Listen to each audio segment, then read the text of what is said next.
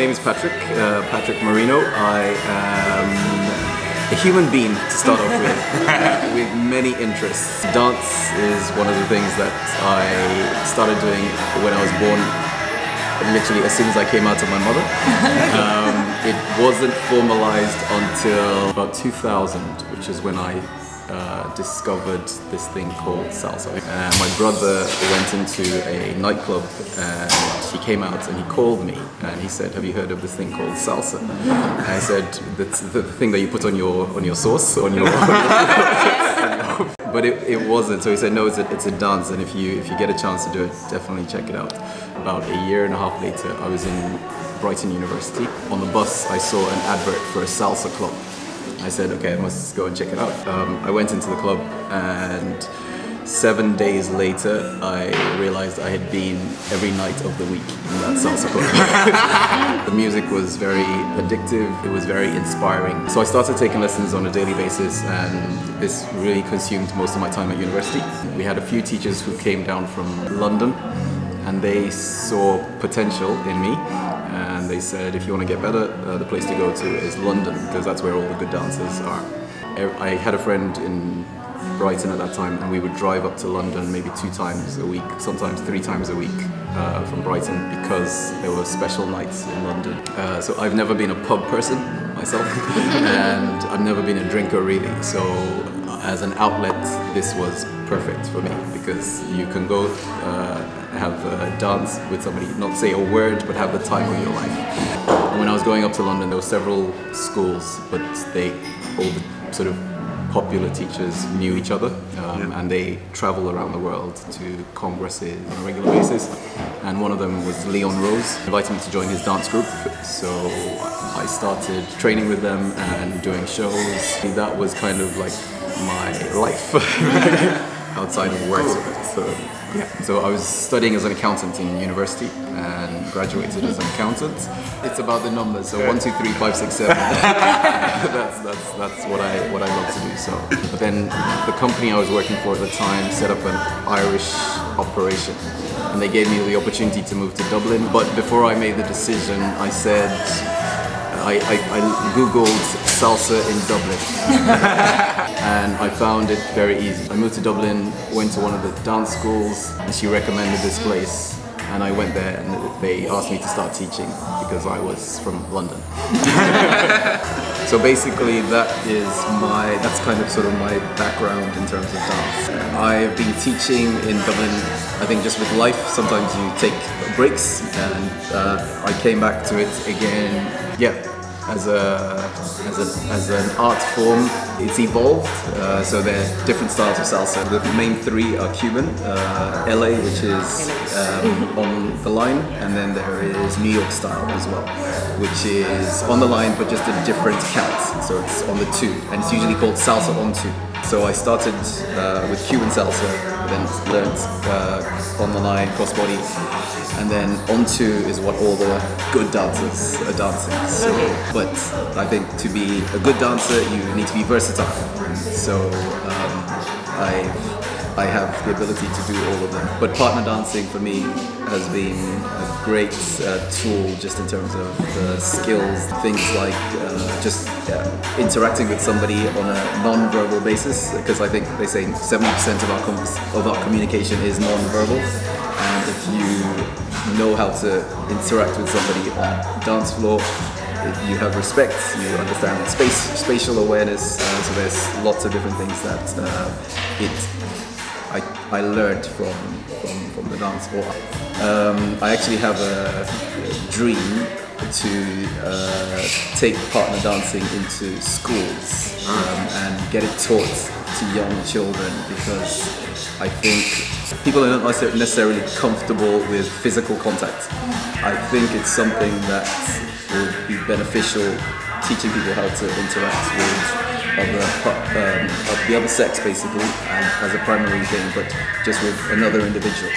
I know there are dances in schools like Irish dancing, but those are individual dances. There's so many benefits that I have seen, just in terms of confidence, building confidence, exercise from a health perspective, activity. It's just music does something to people. And now you are fully teaching? No, so I teach on and off. I teach regularly. I have a place in Dublin, so Salsa. It's strictly Salsa, and then a few different places around. Do you think dance is for everyone? I think, to answer your question, yes. I think dance is for everyone, and the reason is it's rhythm, and once you have a heartbeat, you can maintain a regular rhythm. So all you have to do is to transfer that heartbeat into the rest of your body. But I think if you even look at, if you take off the layers, what dance is just movement, and movement to music. However, when you look at dance on a frame by frame basis, if I do this, am I dancing, or am I only dancing when there's music playing? So I can do this, I can walk down the street, and if there's music playing, it looks like I'm dancing. If there's no music playing, it doesn't look like I'm dancing, but all I'm doing is music, is movement. So dance is another way to describe movement for me, and movement is a form of expression which I think everybody ultimately has to want to do. Okay, and something more about yourself in your day-to-day life. Yep. Why do you dance? Because I can. Okay. And I think I grew up quite shy, quite introverted, and dancing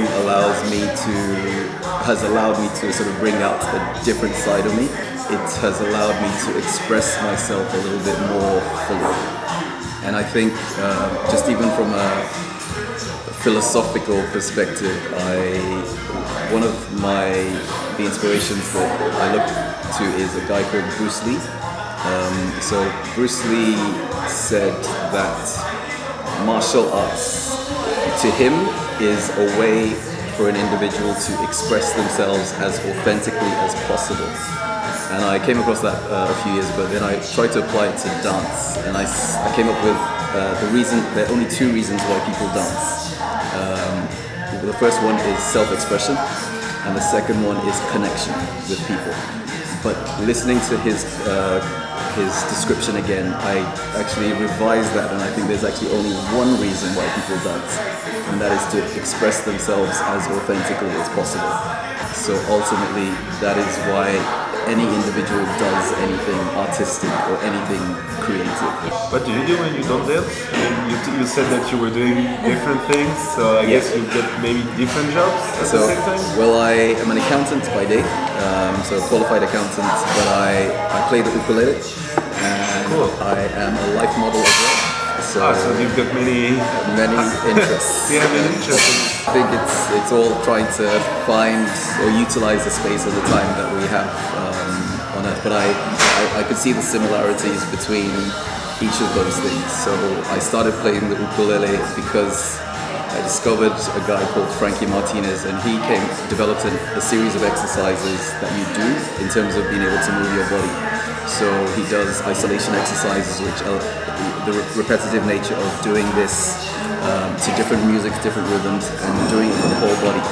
So I said, okay, if I apply that method of learning to an instrument, it probably will give me the same results. So I started to practice music in the same way. My discoveries have shown me that there are more things in common, and I think for me, dancing, one of my big observations is that when you have different styles, which also comes from what Bruce Lee said, was when you have different styles, it separates people more than it brings people together. And ultimately, what people are just doing is trying to express themselves. So the style kind of limits you from meeting somebody else who has similar interests, but it's just because you don't like the same music. And I think that music should be something that brings us together. Just because you like a different style of music, the only difference between those styles is the rhythm.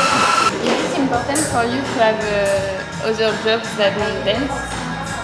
For me, I think there is something in me that is trying to speak, trying to say something, and if I have an interest in something, I see that I can apply what I know to it, then I will explore it. So I used to think if I didn't dance, I would be okay. And the truth is I would, because ultimately it's about that self-expression. I think dancing is a great way to meet people. I had one of the classes that I had on Sunday, I danced with a lady, and at the end of the dance she said, that was just what I needed. So you have no idea what people are going through on a daily basis, that something as simple as a courteous dance with a person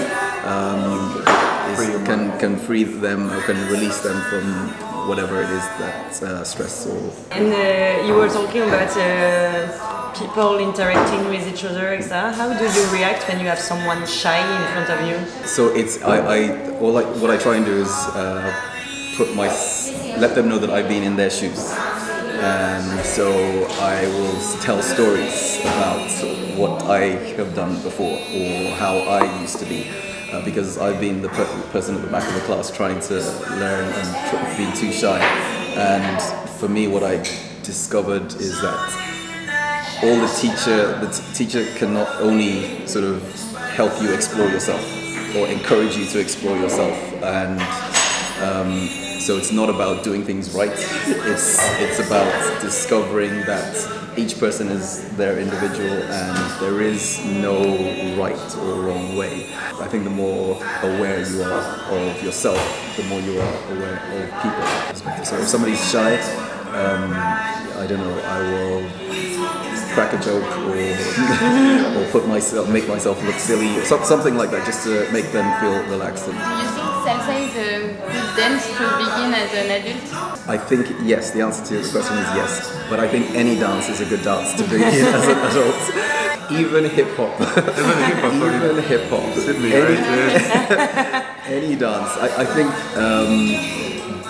there'll be a certain rhythm or certain way you observe somebody move that speaks to you.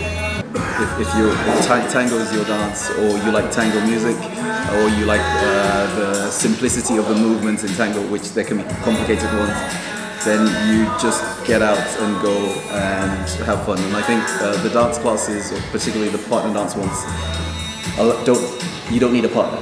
So you can go there and everybody will rotate and change partners, so you'll get a chance to dance with everybody within the class, so you're not stuck with somebody.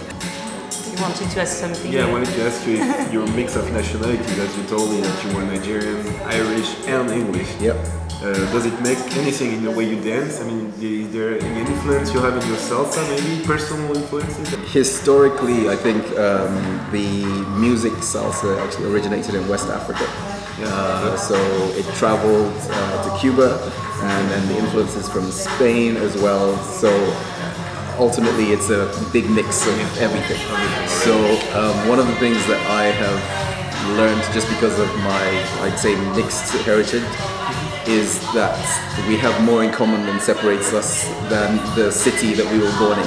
I've had influences from I guess probably Nigerian music, but also influences from Irish music. My grandmother was an artist, so she paints and she draws, and she's done that all her life, and she has been a strong influence on me. But also the local communities that I had as well. So everybody has something in them to make them dance in a certain way. My influences from a dance perspective have been a couple of people that I've said: Leon Rose, Frankie Martinez, Franklin Diaz. So these are people I observe, and I see that they do something that I would like to do. So I try and take pieces from what they do and apply them to how I move. Maybe if you have just like something you would tell to people who are afraid to try dancing, who doesn't see the point, or something like that, just to end. As I said, I think dancing is for everybody. It takes a lot of guts to step out of your comfort zone and do something that you haven't done. So even if you don't know anybody, if you go to a class, you will find somebody who is in the same position as you, and the teacher or the guide should be friendly enough to know that you're in that position. So even if you don't like one place, go to another. If you like a sound of the music, go and try it out.